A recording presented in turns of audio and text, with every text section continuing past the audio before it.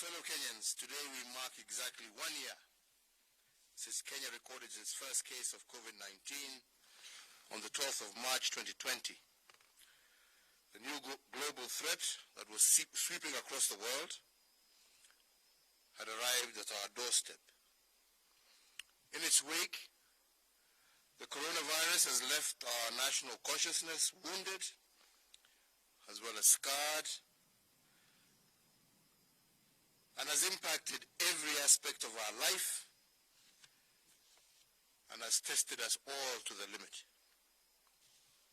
As part of our national response to contain the virus, we had to partially close down business activities that included people crowding, and in order to secure the future of our children, who are Kenya's most valuable treasure, we also had to close down our schools.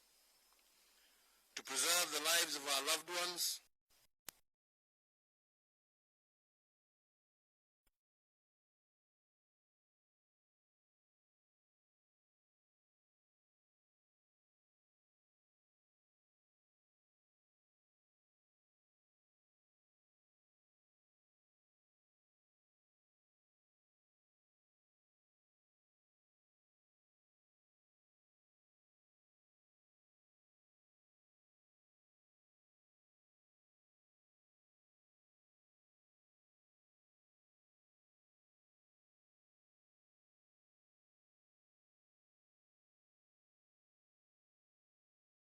$179 compatriots to this pandemic. And these are not just mere numbers. Each represents a life, a lighting candle amidst us that has been dimmed. Each one is a dream cut short, a loved one, a parent, a sibling, a friend, a neighbor, a colleague, a fellow Kenyan, and a child of God.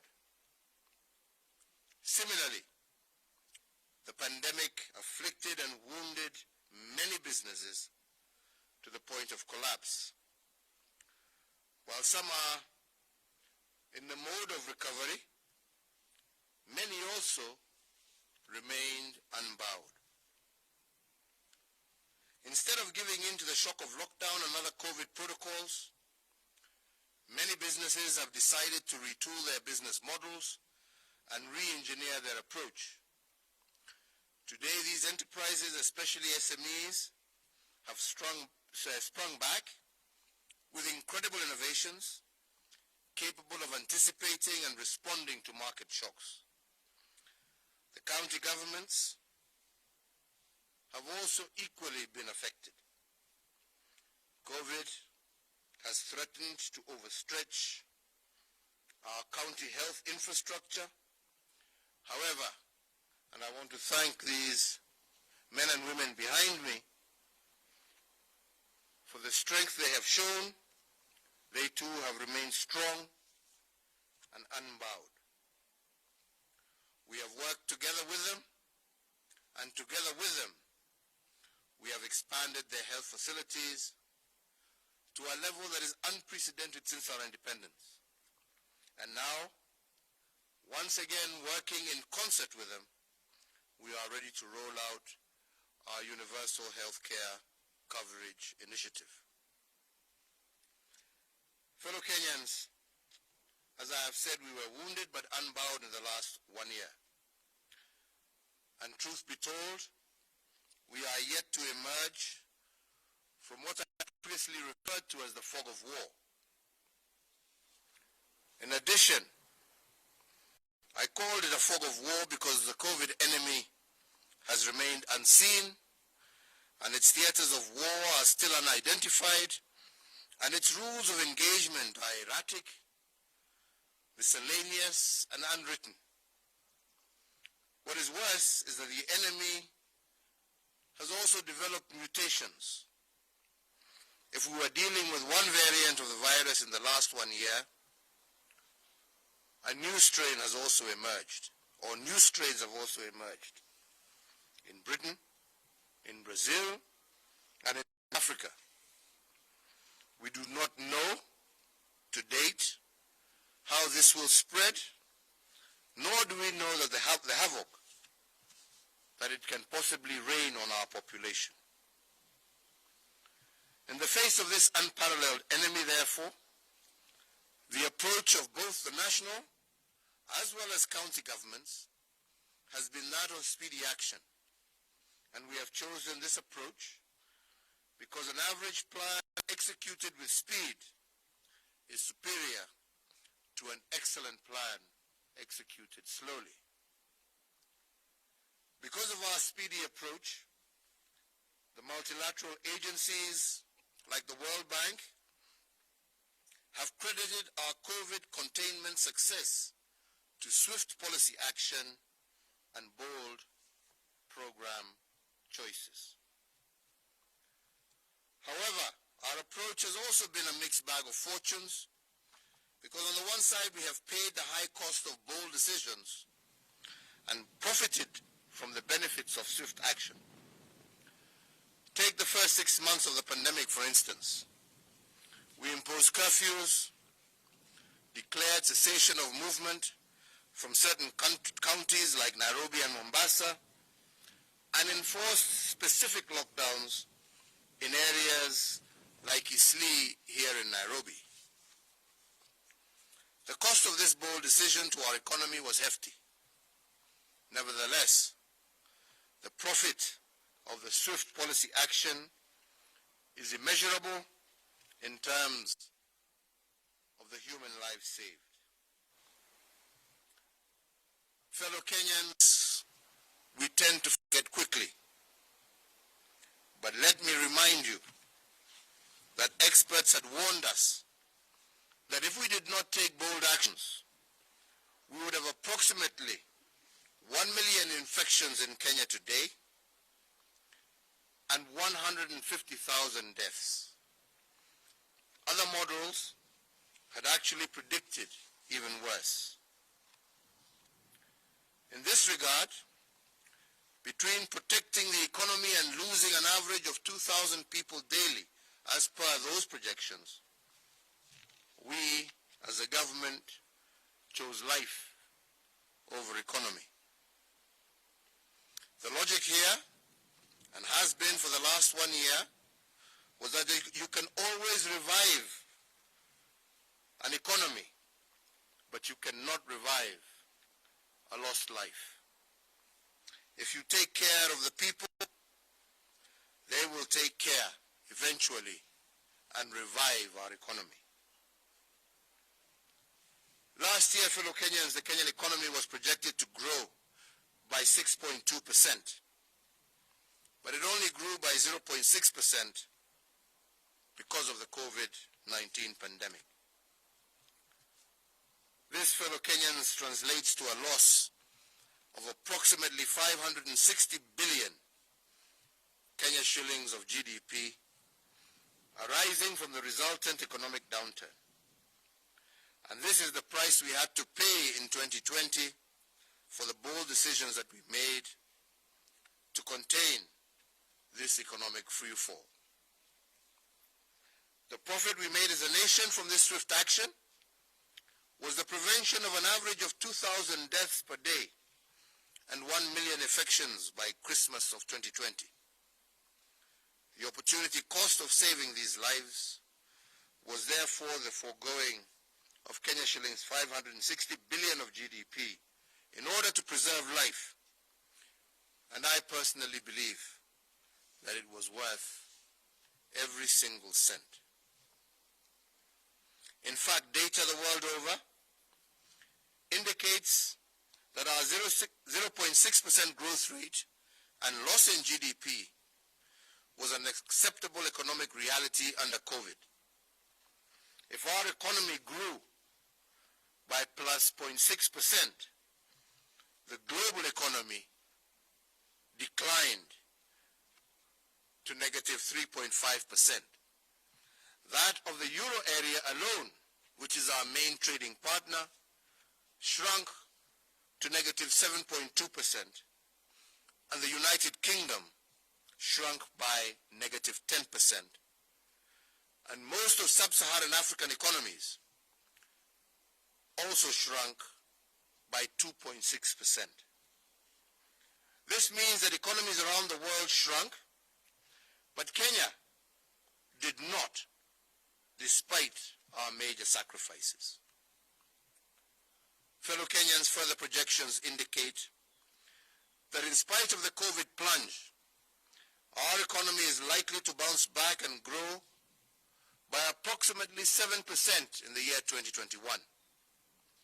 If we had not made the bold decisions of 2020, as is projected, our economy would in 2021 have contracted by 15%. Fellow Kenyans, the issue before us this Friday, the 12th of March 2021, is that of degrees of de-escalation. How much of the country should we open up, and how much should we keep shut? More so given that the new COVID strain from Britain, Brazil, and South Africa, and also because of what is happening in our neighborhood. And because in the past, our policy decisions have been guided by science, data, and evidence, we will continue to be guided by the scientific evidence. Empirical evidence over the last 1 year shows us that when we escalate measures, levels of community infections and positivity rates go down. When we escalated measures in July of 2020, the positivity rate fell from 13% in June to 4% in September. And when we relaxed the measures in September of 2020, the positivity rate rose to its highest in November 2020 to a level of 19%. If decision-making follows data and sound policy actions speak to science, what does this pattern tell us? In January of this year, the positivity rate was at 2%.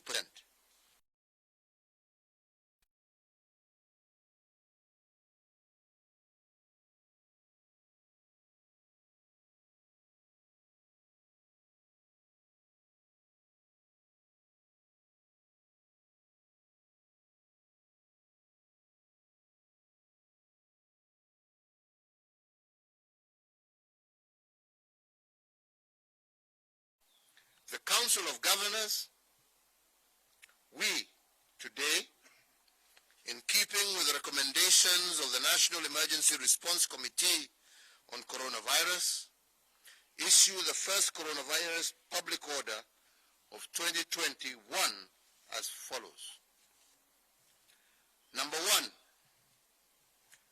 cognizant that the propagation of the coronavirus within our borders has been fueled by political gatherings and large social gatherings, today I direct that all forms of political gathering be and are hereby prohibited for a period of 30 days, effective midnight on this 12th of March, 2021. That the escalation or de-escalation of the containment measures in regard to the prohibition of political gatherings and social gatherings, dependent on whether the national endeavor to break the chain of transmission will have been achieved. So if we do not achieve it, we shall extend it. Number three, to secure the implementation of the order on public gatherings and public ceremonies, I hereby further direct the National Government Administration officers, jointly with the National Police Service and county government enforcement officers, to strictly enforce this public order, regardless of the social status, political status of conveners of such political gatherings or social gatherings. 4, in regard to funerals, cremations, and other interment ceremonies, it is directed that these ceremonies shall be conducted strictly within 7 72 hours of confirmation of death. 4, it has further been ordered that attendees for funerals and graveside crematoria ceremonies shall be limited to the immediate family of the deceased, with a number capped at no more than 100 persons. That attendees of celebrations of weddings and other traditional unions and rites is hereby capped at 100 persons. 7, there shall continue to be strict maintenance and enforcement of public social health measures, including regular washing of hands with soap and water, or use of sanitizers, physical and social distancing in all public areas. And 8, that in line with the guidelines issued by the Interfaith Council, only a maximum of 1/3 of the capacity of places of worship will be allowed at each worship ceremony. The Ministry of Health, working closely with the national government administration officers, are also directed to enhance and strictly enforce border health security, with a greater emphasis on informal entry points, as the country remains at risk of the importation of new variants of the COVID-19. The Ministry of Health shall strengthen the existing COVID-19 genomic surveillance so as to monitor the circulating strains in the country for the purpose of informing policy decisions as well as public health interventions. 11, that all isolation facilities in the country must be maintained at a high state of preparedness through continuous capacity building and provisions of adequate PPEs for healthcare workers, supported by the continuous implementation of infection prevention and control measures. And 12, the county governments shall also enhance investment in piped and portable oxygen to isolation and critical care treatment facilities for the management of severe cases. And 13, the nationwide curfew is hereby extended for a further containment of 60 days, and in that regard, all bars and restaurants and other establishments open to the public must, as is current, close by 9 p.m. 14, to provide business continuity during the containment period, exemption on the application of curfew is hereby granted to essential service providers, factories working on 2 shifts, construction sites. All these are allowed to operate their night shifts. 15, to secure the implementation of the revised containment measures and to ensure effective enforcement of the same, today, in conjunction with my colleagues from the county governments, we have established an intergovernmental coordination framework in each of the nation's 47 counties. The county's intergovernmental committee will be co-chaired by the respective county governors and county commissioners and feature representatives of the county security teams, the county health chiefs, and the county government enforcement units. The county's intergovernmental committee shall be convened at least once every week to assess the county specific compliance levels. 18, the Cabinet Secretary for Transport, jointly with the Cabinet Secretary for Health, are directed to develop revised protocols for public transport in consultation with all stakeholders in the transport sector. Fellow Kenyans, as I conclude, let me leave you with two thoughts. One, Kenya is entering a critical management and control of the pandemic. With the arrival currently of World Health Organization pre-qualified COVID-19 vaccines, this vaccine has been tested and our own medical experts are persuaded that it is that its safety profile is bankable. The vaccine rollout, as I said a few days ago, will be done in phases and guided by the National Deployment Vaccination Plan, with the first phase, which is currently ongoing, targeting frontline health workers, uniformed personnel, teachers, as well as those engaged in emergency services such as the fire brigade, firefighters, and so on and so forth.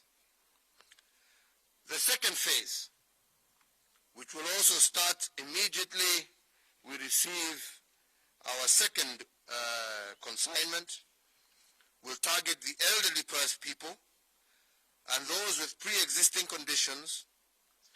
But I must also make it clear that as much as we recommend the vaccine be taken, vaccination shall be voluntary.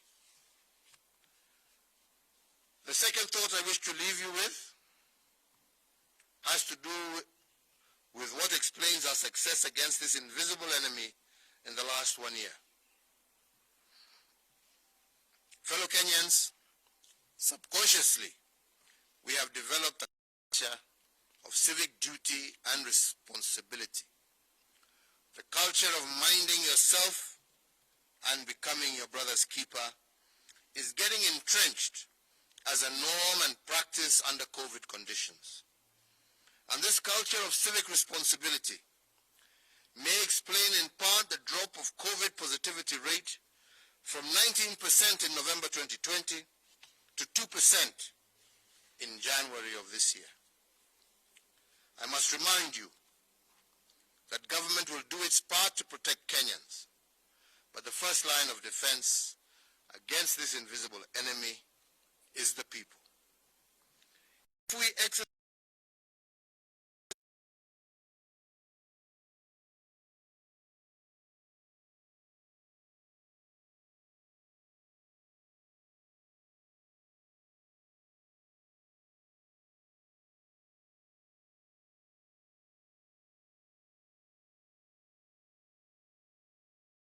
rooting for you. To our grade 4, to our class 8, to our Form 4 candidates, I convey my best wishes to you all, and I pray that your efforts will indeed bear bountiful harvest. May God bless you, and may God bless Kenya. Sina mengi na sitaki kusema mengi, nafikiri yale tumesema yatosha. Yangu tu ni kuambia Wakenya, ya kwanza ni shukran. Shukran kwa yale yote ambaye tumevumilia.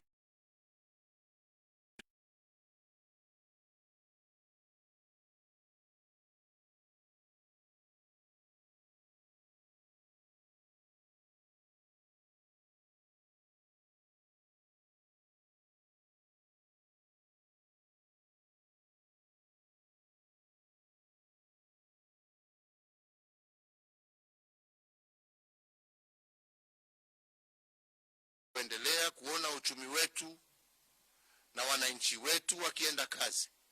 Na ndipo leo hatujafunga mambo ya wananchi kuweza kwenda shughuli zao mbalimbali. Tunasema tu, wakati munaendelea na shughuli zenu, muwe munaendelea kuhimiza mambo ya kuvaa barakoa. Tuendelee kuhimiza mambo ya wananchi kuosha mikono na kutumia sanitizer. Tuendelee kuhimiza mambo ya social distancing. kwa sababu kwa muda sasa wa wiki chache tumeanza kuona ugonjwa huu ukipanda tena, na ndipo tunasema na tumekubaliana na wenzangu ya kwamba yale mambo ambayo sio lazima na ambaye haihusu shughuli za mwananchi za kikawaida tumesema tumeyafunga. Kama ni mazishi, tumesema ya kwamba 72 hours tuwe tumemalizana na mambo ya mazishi. Na hivyo tuwasema sio kwa sababu ya kuzuia wenzetu kumon wale ambao wamepoteza, lakini ni kuzuia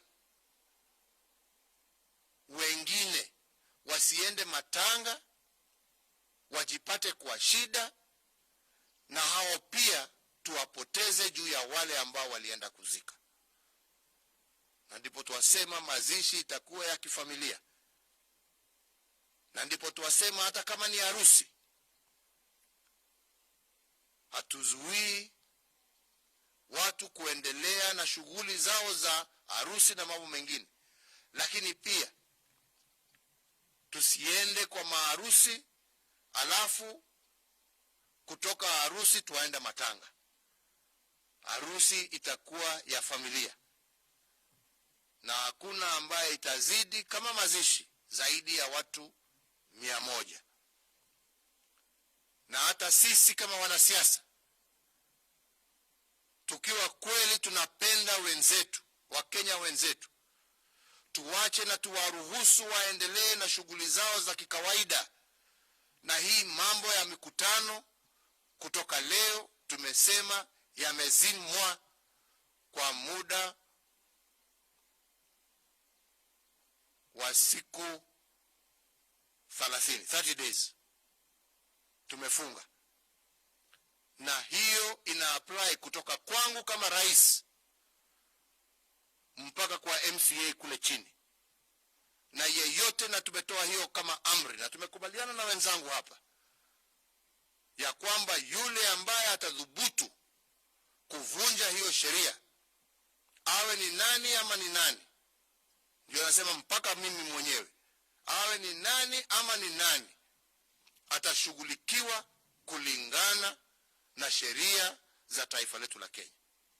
Wenzetu, lazima tujue ya kwamba maisha na nchi yetu ni muhimu zaidi kuliko mtu yeyote binafsi, na lazima tuyazingatie. Na nawaomba kwa heshima kubwa sana, tunataka kufufua uchumi wetu, na ndio tuwasema hatutaki kuguza sana mambo ambayo itahusu uchumi na maisha ya watu, lakini tunataka wenzetu tuko macho. Ugonjwa ni wa ukweli, ni mengi ambayo inatendeka dunia mzima ambayo itatushangaisha sisi wote. Ni wengi hata nchi yetu ambao wamekumbwa na huu ugonjwa, wengi hata hawasemi. Lakini yangu ni kuwauliza, na nawauliza kwa heshima kubwa sana, wenzangu, tufikirie maisha ya wenzetu ambao tunashughulikiana na hawa. Na najua tukifanya hivyo Mwenyezi Mungu atatujalia, na hii jangwa tutaipita na tutaokoa maisha ya wenzetu, kwa sababu ya ile tabia ambayo sisi tutashikilia. Kwa hivyo yangu ni hayo, ni machache. Nataka kushukuru wenzetu viongozi wa serikali zetu za ungatuzi kwa vile tumeshirikiana pamoja na tutaendelea kushirikiana pamoja. Nataka kuwarudishia asante.